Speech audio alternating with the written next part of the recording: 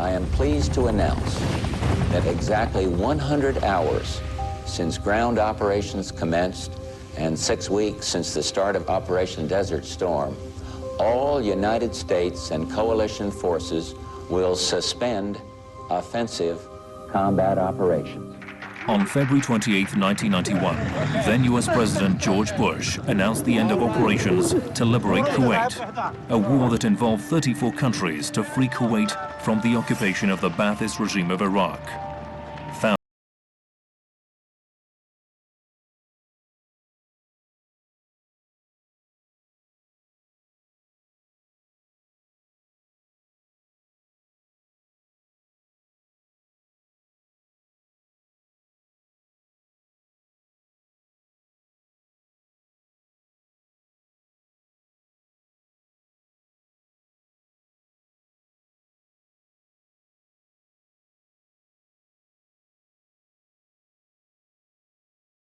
Only a few years later, news of unfamiliar diseases afflicting these veterans and their newborn children made headlines, drawing the attention of the American society. New theories were raised by the US Army. There were speculations about the use of anthrax vaccines by the soldiers as an antidote against the probable use of chemical weapons by Saddam Hussein. The use of combat uniforms impregnated with different chemicals to protect soldiers against desert insects.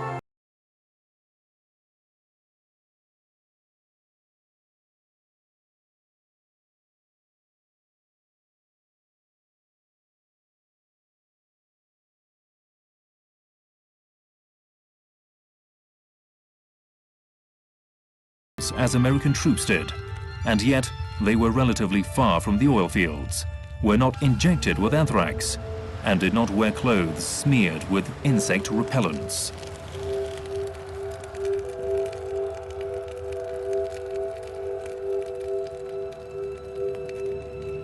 For this reason, another notion emerged. The unknown diseases had to be somehow related to events that took place in the vicinity of fighting, where both soldiers and ordinary civilians were located.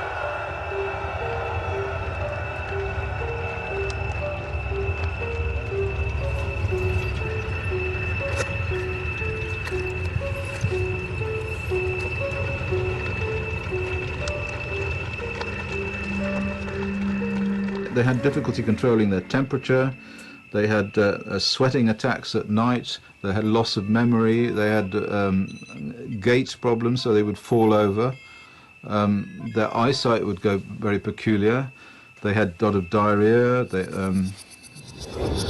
basically these were all effects ultimately associated with the housekeeping properties of the lower brain. There was nothing that any doctors could do about it, so they kind of put it down to some kind of post-war stress phenomenon. Since we have also got studies that we have done and others have done showing increases in congenital malformation in the people living on the battlefield or in areas where the material was used, the most likely thing, or at least that scientifically, what they have in common is the exposure to the materials that the soldiers were using at the time of the battle. So then you have to decide on what material that they were using that could cause congenital malformation and cancer.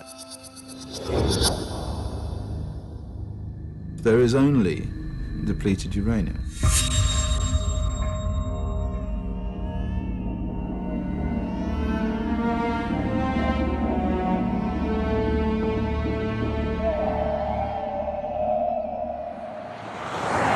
To find the answer, we travel to the UK, a country that is among the users of depleted uranium and constantly opposes all studies on the consequences of such weapons.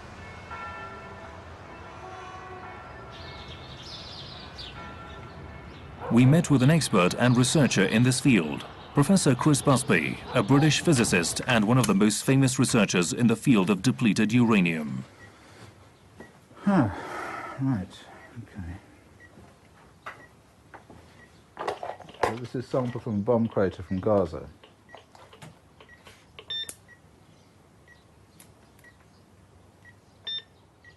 What is depleted uranium? Well, depleted uranium is a waste product of the nuclear industry, of the processing of uranium to create substances which can be used as nuclear fuels in reactors or enriched uranium in weapons, in atomic bombs and hydrogen bombs. Uranium is an element extracted in the form of stone from mines. Its isotopes are separated through centrifuges during a very complex and costly procedure. In this process, a large amount of depleted uranium, considered as waste material, is produced. This means that for each kilogram of enriched uranium, 7 kilos of depleted uranium is produced. Di Williams, a researcher in military and security affairs, has studied the consequences of using weapons equipped with uranium. Uranium as a metal is unusual. It's very heavy. It's as heavy as lead. No, it's twice as heavy as lead. Nearly, it's as heavy as gold. It's extremely dense, so if you pick up a piece of uranium from the battlefield, which I have done, you find it feels like it's stuck to the ground because it's so heavy. So you pick up, I mean, an apple of depleted uranium would weigh 10 kilograms. The unusual issue about uranium combustion is that when it starts to burn, it creates one of the hottest fires on Earth. Its temperature may even reach up to 5,000 degrees centigrade and lead to a nuclear explosion. In the 70s, scientists realized that depleted uranium could be useful even without explosion, because it was very heavy and burned at a very high temperature. Since the Second World War, tungsten bullets have been used to pierce armors. However, tungsten is a very expensive metal, and if the armor is very thick, it fails to penetrate it. What they needed is a metal in their ammunition, which was capable to penetrate the armor of the Russian tanks. We went to Utrecht in the Netherlands to see an expert in military armaments to inquire about the environmental impact of using depleted uranium weapons. For several years, Wim Zinnenberg has handled military and security issues at the ICAF Pax Christi Institute. He's traveled many times to the contaminated zones of Iraq and has written important articles on the subject. Especially in the West, the governments were afraid of Soviet tanks, and they were expecting there will be main battles being fought on the German highlands against the Russian tanks. So they start developing armor-piercing ammunitions that would be capable to defeat the Russian tanks.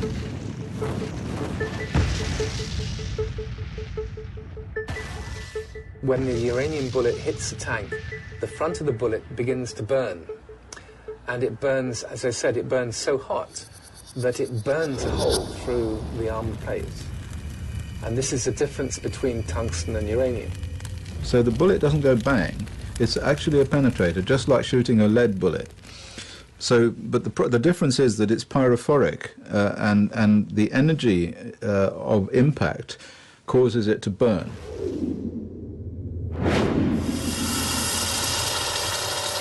When you fire DU on an armored target, it will have a self-sharpening effect. So it will leave a small hole in the tank, for example, and inside the tank it will create, because it's highly inflammable, it's pyrophoric, it gets sort of pyrophoric effect. It will create a lot of heat inside the tank as well, destroying everything inside the tank. and it easily penetrates the armor again at the other side, so it basically destroys a tank very easily. Bombs containing depleted uranium have a very high destructive power. Compared to other arms, their production is very cheap, because depleted uranium is a byproduct, and in some way, it's the waste from the nuclear fuel cycle, which is obtained at almost no cost at all. Therefore, these bombs are very cheap and extremely effective weapons.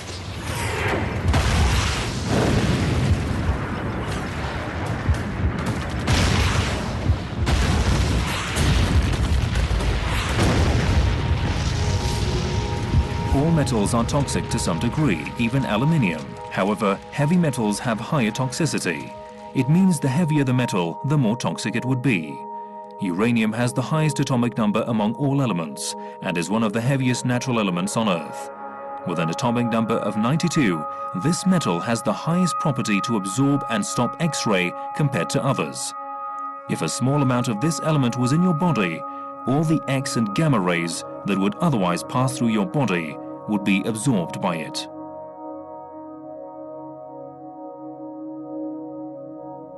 If you have any uranium inside you, it acts as a little antenna for gamma radiation from the environment. And this has nothing to do with its own radioactivity, it's just because it has a high atomic number, like lead. Now, the other problem, unlike lead, is that it binds to DNA. Since 1960s, it's been known that uranium has an enormously high chemical affinity for DNA, and DNA is the target of all radiation effects. So if you get sick, if you get cancer, if you get some disease after radiation, it's because the DNA in your cells has been damaged.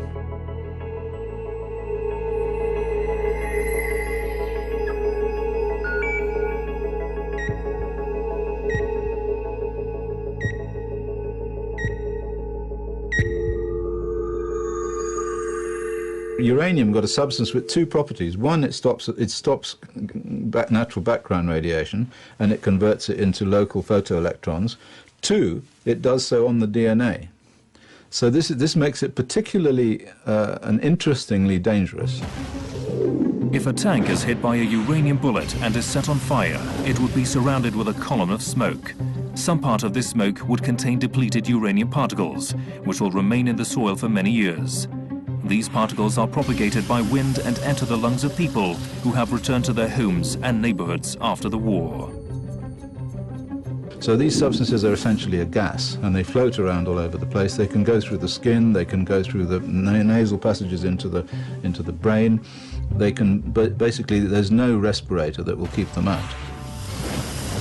The diameter of these particles on average is 100 nanometers or 1/10 of a micron. Therefore, no filter can prevent these particles from entering the human respiratory tracts. On the other hand, uranium particles emit alpha rays, and when they enter the human body, they inflict irreparable damage on it.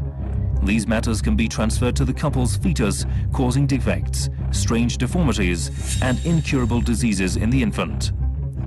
There are witnesses confirming the unusual rise in cancer cases reported among children. Depleted uranium can destroy cells and cause different types of cancers and increase the birth of deformed babies. According to statistics, many children born after the First Persian Gulf War and the years after it were affected with leukemia. You get a scrambling of the genes between generations.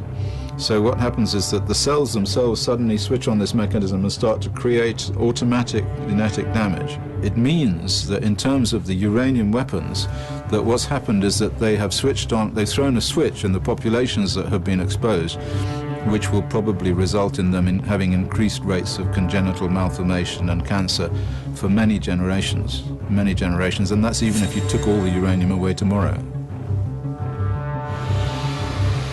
Well, the half-life of uranium is very, very long. It's 4.7 times 10 to the 9 years. 10 to the 9 is a billion years, a million, 1,000 million years. And so that's the half-life of uranium. So essentially it's there forever.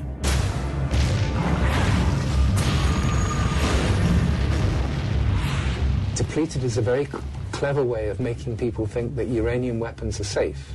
They're not.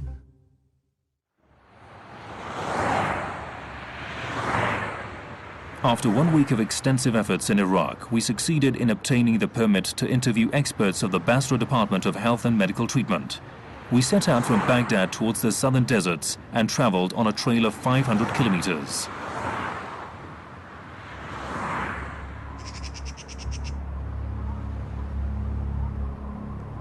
Wherever you step in Iraq, you will find a living war museum. Iraq has experienced 40 years of war, unrest and military coups. Today, 2 decades after the Kuwait War, one still finds wreckages of those years along southbound roads. Demolished steel abandoned in the desert and at times within the reach of children or other people. These are remnants of the Kuwait War, a war that still takes victims. 1,800 square kilometers of the southern Iraqi soil are contaminated with depleted uranium. These particles are spread all over surrounding areas by the wind.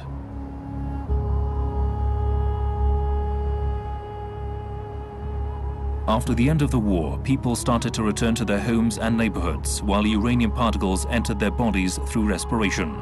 This is the biggest and the most enduring consequence of using depleted uranium in war.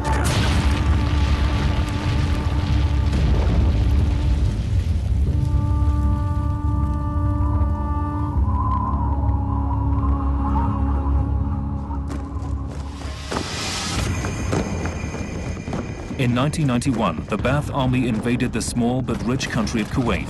Saddam had a notorious record of atrocious crimes. 2 years earlier, and near the end of his war against Iran, when he used chemical weapons against his own people, he had demonstrated his ruthlessness. However, the silence of the world community made him bolder, and he decided to occupy Kuwait. Of course, this time his old allies were no longer keen on maintaining silence, because there was the issue of oil and energy at stake. So it was decided to put a halt on his ambitions. This will not stand, this aggression against Kuwait. What has happened is a total violation of international law. Please raise their hand. In the shortest possible time, close to 1 million soldiers from the combined armies of 34 allied countries attacked Iraq, a coalition composed of land, sea and air forces, unprecedented since the Second World War. In this war, the latest weaponry was used against the Iraqi army. They were weapons that were never tested before. A-10 warplanes severely attacked thousands of fleeing Iraqi armor carriers and vehicles. A-10 is one of the deadliest warplanes and has been dubbed as the tank hunter. It uses depleted uranium ammunition to destroy tanks. The very large 30mm cannon on board this plane can fire 3,900 bullets in each minute. With this, no target can feel secure in confronting it. The use of this warplane during the Kuwait War left a deadly trail. Hundreds of fleeing and retreating tanks and armored vehicles were targeted by this plane to such an extent that the trail of retreat came to be known as the Death Trail.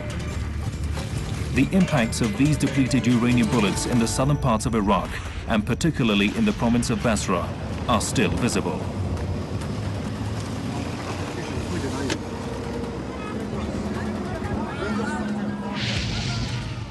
My name is Naomi Toyoda. I'm a photojournalist. I have been in Iraq before Gulf War. This is a bit children, but rescue people.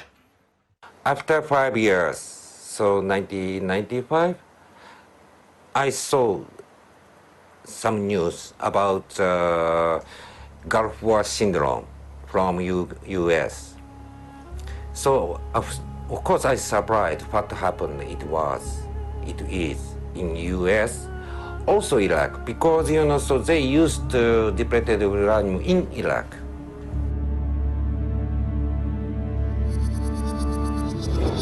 I met many kids patients. So leukemia, or they had leukemia or cancer.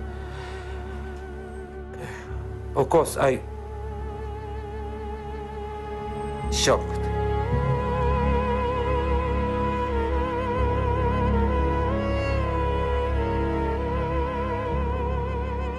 Most of picture of these books is a final picture of these kids, because most of kids already dead.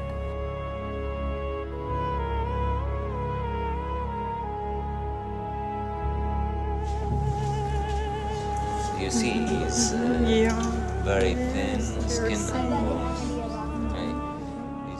And also, I couldn't forget about her. احنا ما محتاجين كل شيء ما محتاج. I met grandmother of her. This is in Basra city. Before 1 year ago, taking picture, the grandmother showed me this picture. She was just a normal kid. But now she is. And grandmother anger me. We don't need a picture. We need medicine, she said. She said, I don't need this. I need medicine. ما محتاجين الحمد لله وشكر العراق الله وكلش هم اللي جانب قامت تعيش هنا I need medicine to my خير من الله children. I العراق. need to save my children. I'm very sorry.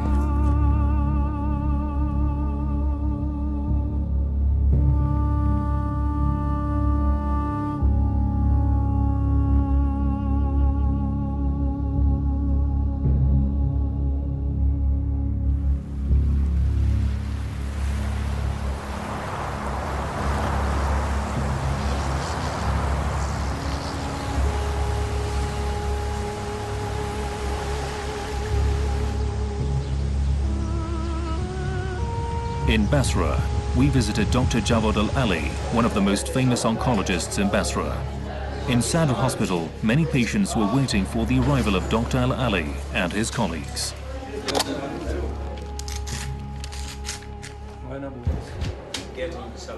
In Basra, I worked since 1970 or 69, 70.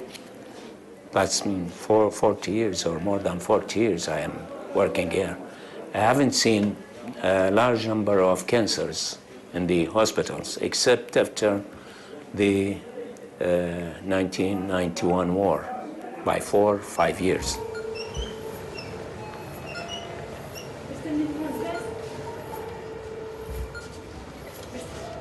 We studied the cases and we found very strange phenomena. Many members of the same family affected by cancers. Certain patients have more than one cancer. We see that leukemias appears first and children are more affected. We saw many cases of the congenital anomalies among infant, among newborn, and the number of the cases increased in 1995. And most of the cases is leukemia and brain tumor. The newly built pediatric hospital in Basra is another location bearing witness to the pains and sufferings of Iraqi children.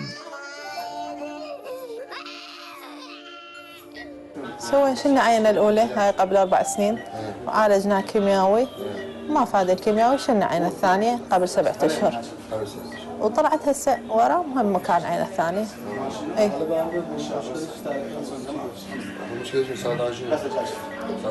اي اي خبيث اي.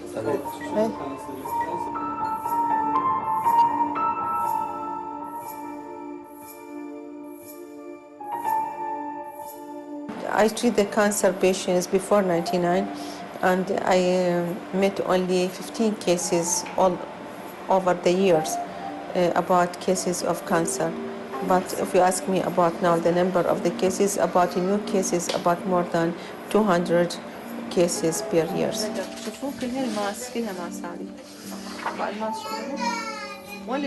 The other thing which we noticed that we have an increased incidence of birth defects.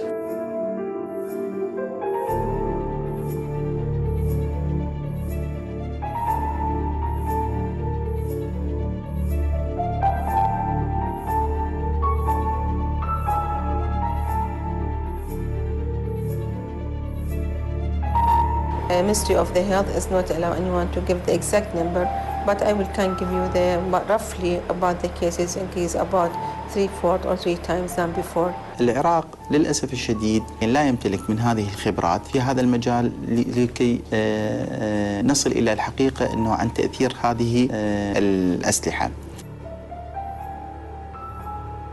Yes.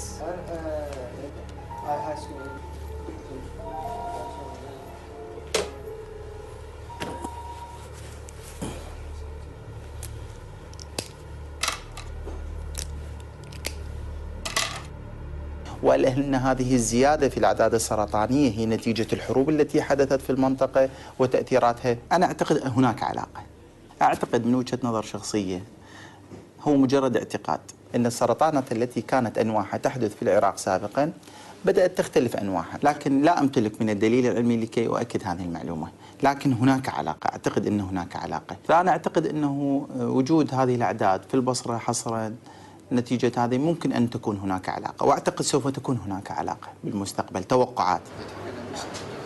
Even after talking to the highest authority in Iraq's Ministry of Health, we came out empty-handed.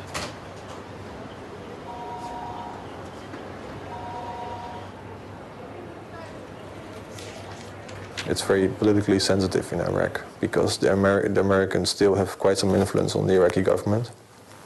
And it's quite obvious from our meetings that the Iraqis are not too keen, or the Iraqi government, to put too much focus on this. Iraq is now slowly recovering from armed conflict. They're trying to attract more investors from different regions, and too much negative attention on the fact that there is contamination with depleted uranium and the potential causes of that would scare away potential investors. So we noticed that it's less of a priority for them. The United States, as the largest producer and user of this type of uranium bullets, has taken a conflicting and contradictory stance on the issue by denying its use, downplaying its destructive consequences, and easily refuting its impact on the environment, humans, and even its own soldiers. We have looked at some 90 Gulf War veterans who were in or on armored vehicle when it was struck by depleted uranium in friendly fire. Our people who were in or on the vehicles that were struck in friendly fire did inhale that oxide, and we've not seen any medical consequence from that. They certainly had the highest dose exposure of anybody in the Gulf War. I did some small research on military manuals that are being put in place by different armies, both from the US, from the UK, from the Netherlands, from Belgium, from NATO, to prevent their troops from being exposed to depleted uranium.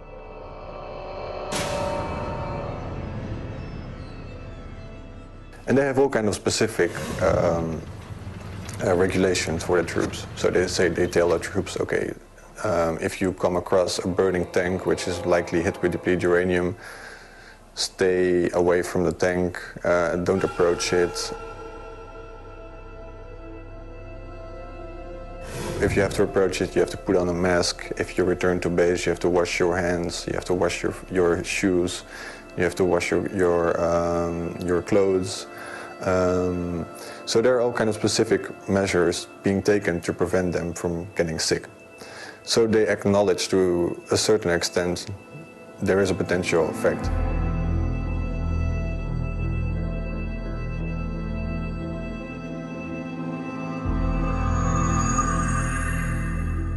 Iraq declared 8,500 liters of anthrax, but UNSCOM estimates that Saddam Hussein could have produced 25,000 liters.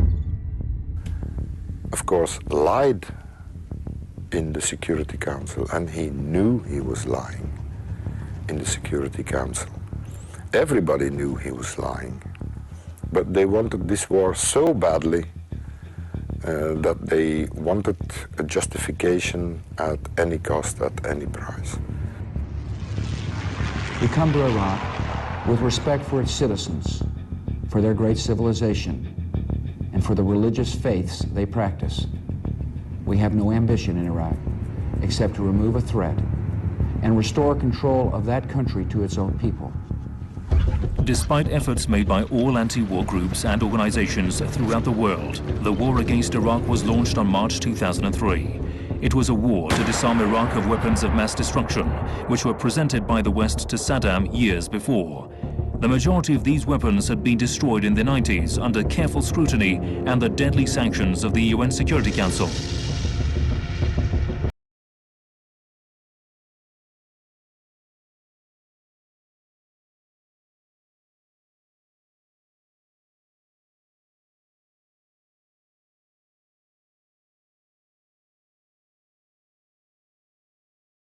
Weapons were all found and destroyed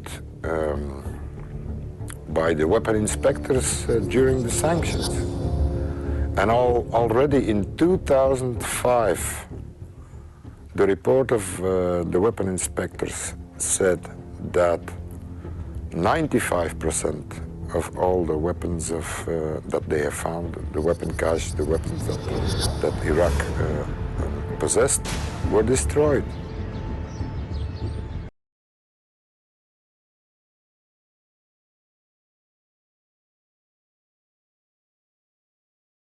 Hussein and his sons must leave Iraq within 48 hours.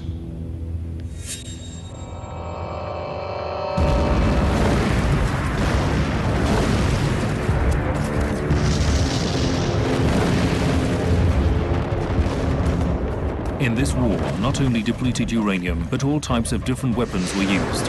After the Kuwait War, the United States had produced new generations of laser-guided missiles to destroy targets and fortifications constructed deep underground, which were dubbed as bunker busters.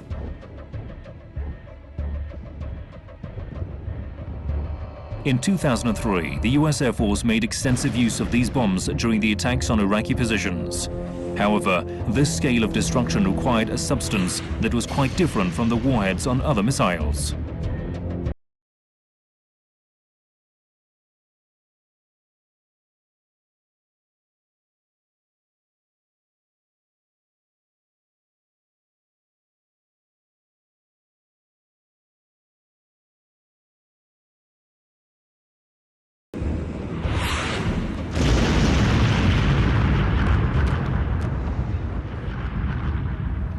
After Saddam's downfall, US forces closed down many civilian centers such as schools and brought them under their occupation.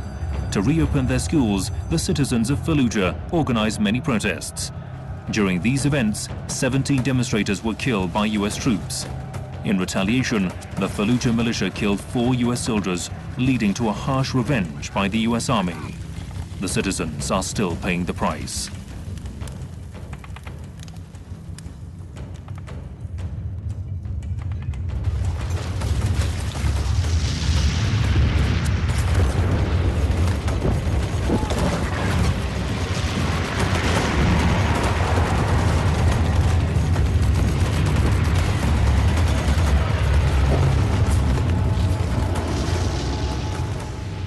Fallujah is like a case of almost an Iraq war again in miniature, exercised upon a small town. It involved a siege. It involved some quite unconscionable rules, allowing, for example, at one point during that siege, women and children to leave the city, but every single male who was of military age was assumed to be a military man and was forced to stay in the city. There were 2 attacks on Fallujah. There was an attack in April, and then there was another attack in November, December. And both were incredibly violent, and both were things that, to my mind, are amongst the worst acts that have occurred during the entire period. And I suppose one of the bitter ironies of it is that instead of crushing any kind of resistance or insurgency, they actually seem to have stimulated it.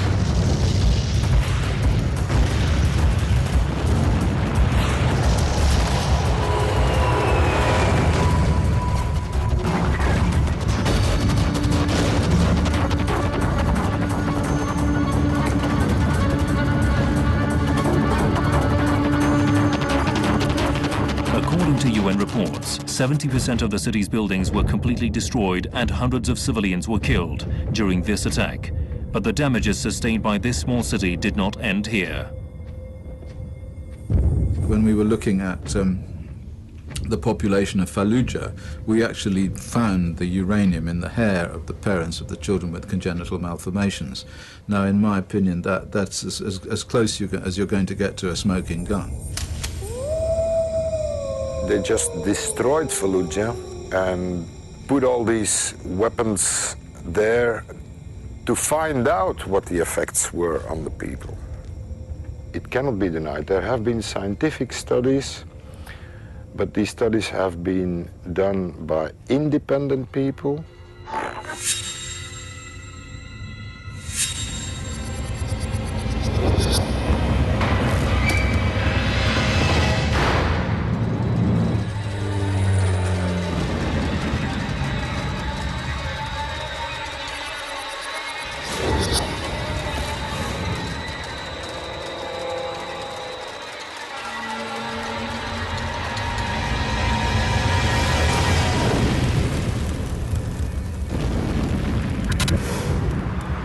I think we were the first Western organization to really investigate this issue on an epidemiological level. And so in 2009, we sent teams of people around Fallujah to ask questions, and we did an epidemiological questionnaire study which showed that the increases in cancer there were astronomical. They were higher than the levels of cancer that you found after the Hiroshima bombing.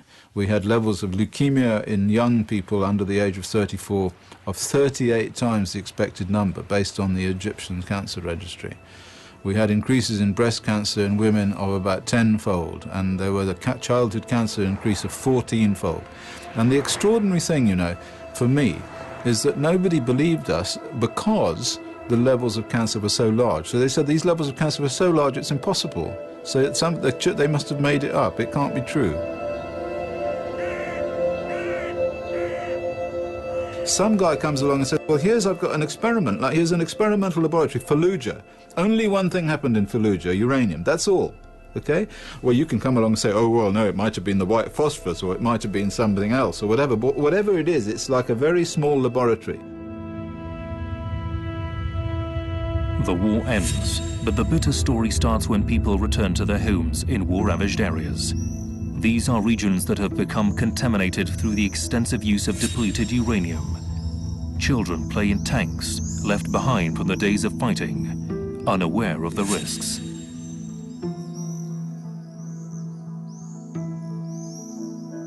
Like we see in Iraq, there are so many tanks left behind, even in civilian areas. What's happening with these tanks? People try to recycle because they are poor, it's a war situation, they like to make some money, and the contaminated tanks will be recycled and come into the communities and be a danger again for the civilians.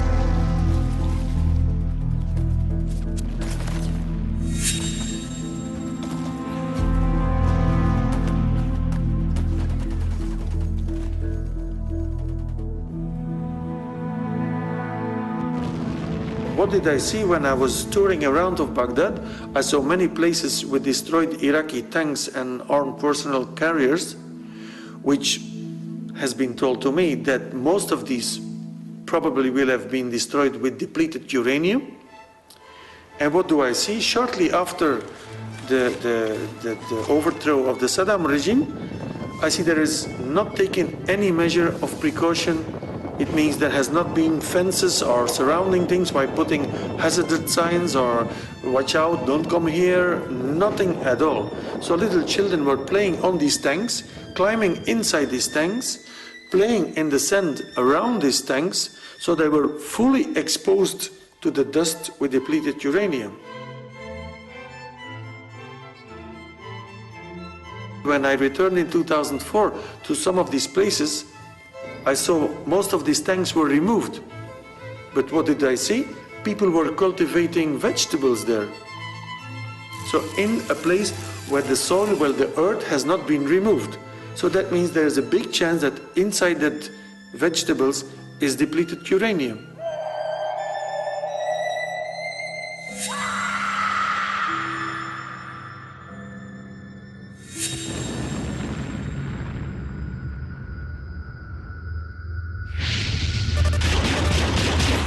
In 1973, a war broke out between Israel and the Egyptian and Syrian armies, which came to be known as the Yom Kippur or the October War. The initial results of the war were in favor of the Arab armies, and its continuation could seriously upset regional balance. In the meantime, Golda Meir, the Israeli premier, sought the urgent assistance of the United States. A shipment of different aid was sent to Israel. It included weapons that were never used previously in any war. During the land battle between the parties' tanks, Egyptian units sustained heavy damages. Ultimately, about 260 Egyptian tanks were destroyed in the Sinai Desert. The depleted uranium ammunitions had gloriously passed their first test, but this was not the last time that they were to be used. 43 years later, on the 12th of July 2006, with the pretext of liberating 2 soldiers from the hands of Hezbollah in Lebanon, the Israeli army declared an all-out war against this country and used the latest military equipment during this unequal battle. The New York Times published a report revealing the Bush administration's agreement to an immediate supply of 100 bunker buster missiles to the Israeli army.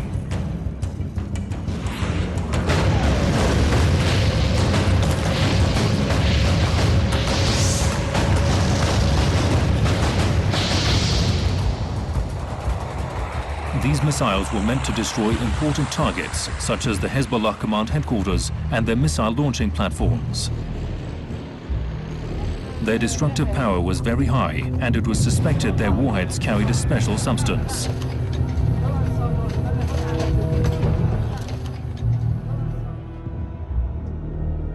When the attack happened in Lebanon in 2006, I had a call from a newspaper in Lebanon to say that somebody had found a radioactive crater in Khiam in South Lebanon.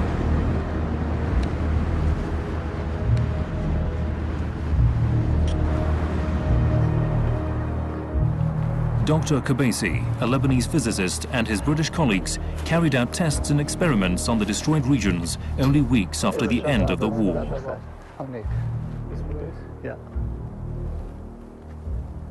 I went to the south of Lebanon and was shown the crater, which had, the research was done by a Lebanese physicist who is an expert on radiation, and he had a Geiger counter, and in the bottom of the crater the radiation level was 20 times higher than it was outside the crater.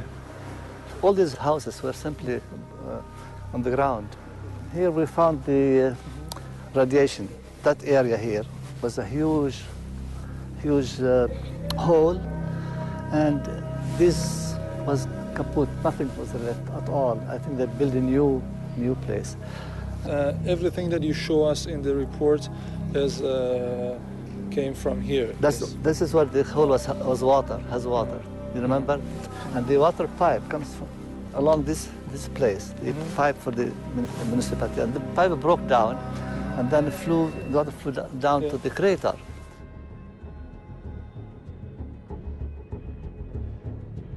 As you know, the war against Iraq at that time, and we could see the type of explosion there. So this type of explosion I saw in the films or in the news. Similarly, the type of weapons was used in Lebanon by the Israelis. That gave me the suspicion that they are using really weapons which or missiles equipped with some type of uranium. When you see some building, a story of eight stories, and you hit it from the top, then the missile will go simply down like a butter.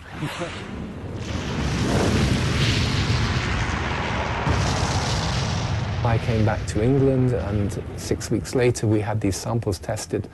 Dr. Busby arranged, and they were tested by the Harwell laboratory in Oxfordshire, which is a very famous atomic testing laboratory. We had it done in two separate laboratories. We had the same sample, we split the sample, we sent one to Harwell, where they used ICP mass spectrometry.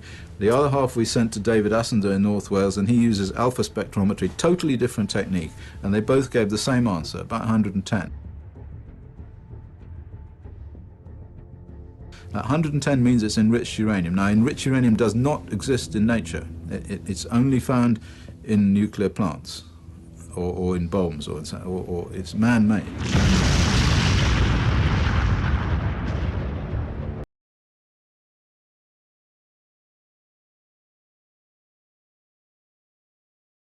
On my way back, I went to South Beirut. There was an ambulance which had been destroyed in the bombing, but before it had been destroyed, it had been for 2 weeks, it had been driving through all the bomb areas. And so I asked if I could have the air filter from the ambulance. And I took the air filter with me back to England for testing. And when the air filter was tested, this also had uranium contamination in it. And it was also low enriched uranium contamination, like the contamination from the soil in Korea. The United Nations report from Lebanon had 1 page on this testing for Lebanon and no details. And the details they had were completely inconsistent with the laboratory results. Now, they took away the laboratory results, but I have them. The samples which we took were low enriched from the air filter in Beirut and from the craters there. So it's very serious to say that the United Nations Environment Programme report in 2007 for Lebanon hid the true results of their test. When we published these reports, there was a big denial about it.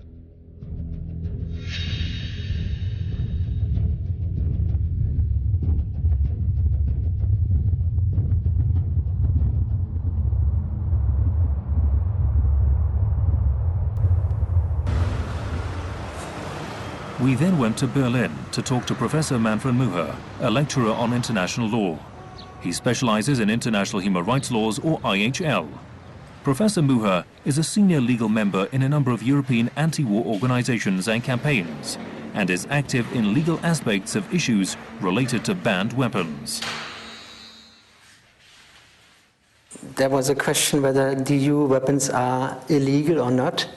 So I got involved into this debate and just checking the legality of DU weapons. And as an expert of international humanitarian law, it's become quite clear from the very beginning there is no explicit prohibition of DU weapons, but you can argue with IHL. You can look into the Geneva Conventions, additional protocols to Geneva Conventions, and you see certain principles. The underlying rationale of IHL is to distinguish between two groups, the military and the civilians. In fact, this part of a set of rules, called the Principles of Differentiation, states that in any war, one may attack combatants, soldiers, military equipment and the like, but ordinary civilians should not be subjected to any active hostility. According to this essential principle, the conflicting groups and armies engaged in war must distinguish and differentiate between these two groups. However, there are times when weapons such as depleted uranium are used, which, in addition to affecting their targets, have a negative impact on future generations after the end of the war. We say, well, in this case, we have to apply the precautionary principle, which is a principle that says if you're not sure about the risk, and there are certain risks with people, but you're not sure about the effects, then you should apply the precautionary principle and make sure that people are not exposed to this, and that prevents them from being contaminated and getting sick. Red Cross, the International Committee of the Red Cross, the ICSC, has defined what is the meaning of the precautionary principle in relation to the environment. And there's a rule they numbered the rules, customary legal rules, Rule 44, saying, as the ICRC sees it, you have to be cautious with relation to the environment. So take precautions not to attack the environment with your weapons. The other rule in the principles of differentiation states that impacts of weapons applied during the war must be controlled. But unfortunately, the effects of depleted uranium cannot be controlled because they endure for millions of years. In another part of the principles, it is stipulated that if a particular weapon causes excessive wounds, its use should be banned. For instance, if after a war, soldiers or their families fall sick to contamination caused by ammunitions, these damages are considered to be excessive, and the use of such weapons are banned. However, the notable rule of the principles of differentiation is the principle of caution. This principle states that if it remains to be seen whether a particular weapon causes excessive impacts, the principle of caution must be respected and its use should be banned. Despite all these principles and emphasis, and despite the fact that the excessive damages of depleted uranium weapons are quite obvious, their application is still not banned, and they are still used in wars.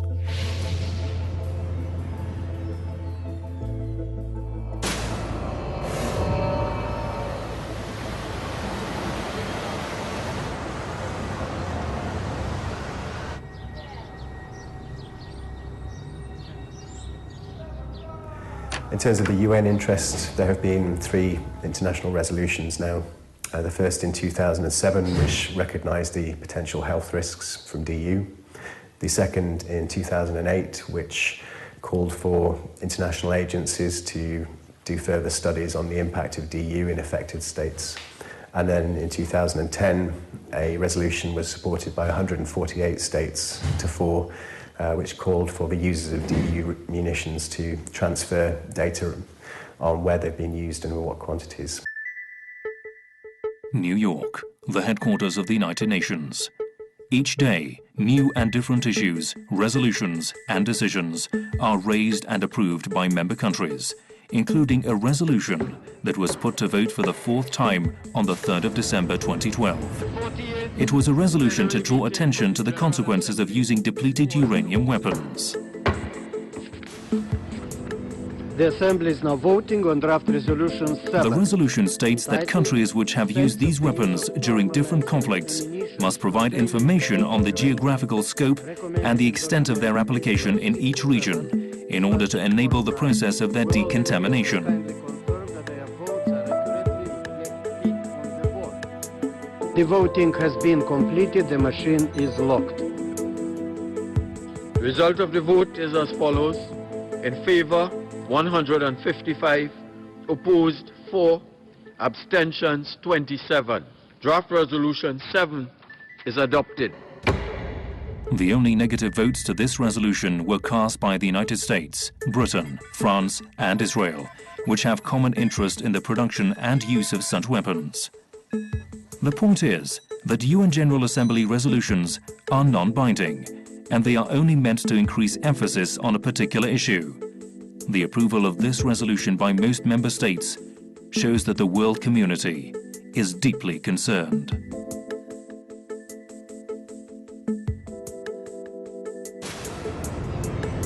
Six countries manufacture the weapons, so that's the permanent 5 Security Council members, US, UK, France, Russia and China, in addition to Pakistan. And then in total around 18 countries are thought to have the weapons. Most of them have been sold them by the US, others were left with the weapons at the collapse of the Soviet Union.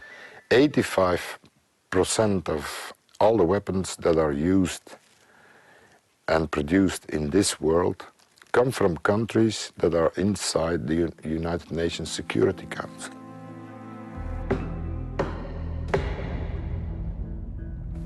Corporations will do everything to put pressure on governments.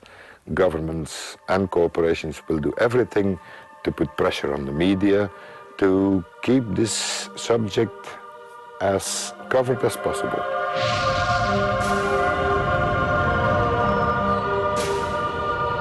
We must not forget that 29% of the workforce in America is working in one way or another for the military-industrial complex.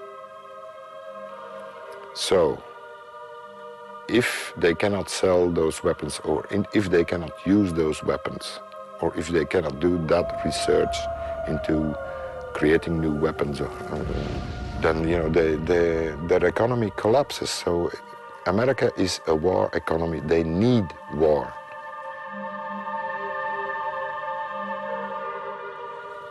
In terms of the actual work towards a ban, it can be quite difficult to ban these weapons. It depends on the international politics at the time. We face some challenges in that those countries that use the weapons see a military need for them and will fight tooth and nail to avoid removing them from their armies. Do we have to specify for every new weapon or version of a weapon that is being used? Do we have to create a new law? I don't think so. The problem is deeper. The problem is the unwillingness of the great powers to comply to the laws that they themselves have drafted after the Second World War. The best thing would be to have a convention, a treaty on depleted uranium weapons, banning DU weapons forever. Like we have treaties on chemical weapons, on bacteriological weapons, we have treaties on cluster munition, on landmines. That kind of would be the perfect solution to it.